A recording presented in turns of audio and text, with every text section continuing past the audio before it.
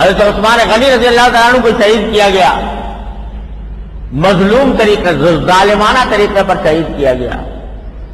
اور نہ جانے کتنے المناک واقعات پیچھا۔ اسی طرح کربلا کا واقعہ بھی بڑا المناک، اور حضرت حسین رضی اللہ عنہ کی شہادت اور حضرت حسین کے مظلومانہ طریقے سے شہید ہونے اور ان کے پیاسے رہنے وغیرہ کے جو واقعات ہیں، یہ ہماری تاریخ کا المیہ ہے، المناک واقعات ہے۔ لیکن شریعت نے کسی بھی واقعے پر ماتم کرنے کا اور اس طرح شوق منانے کا کہ جس سے آدمی اپنے گریبان چاک کرے، اپنے سینہ پیٹے، اس کی قرآن کریم نبی کریم صلی اللہ علیہ وسلم نے ممانعت فرمائی تھی۔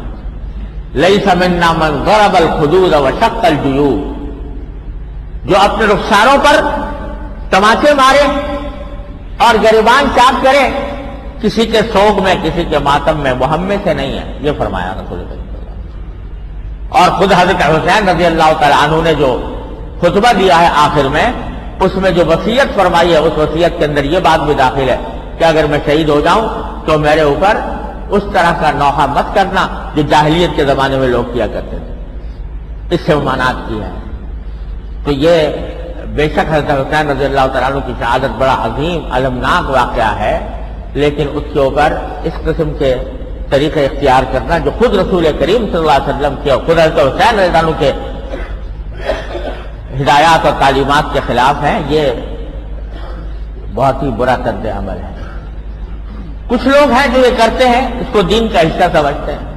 اپنے دین کا حصہ انہوں نے سمجھا ہوا ہے، لیکن جو حضرات کے جو اہل سنت ہیں اور نبی کریم صلی اللہ علیہ وسلم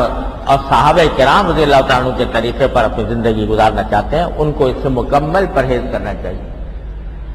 اور اس سے اپنے آپ کو دور رکھنا چاہیے۔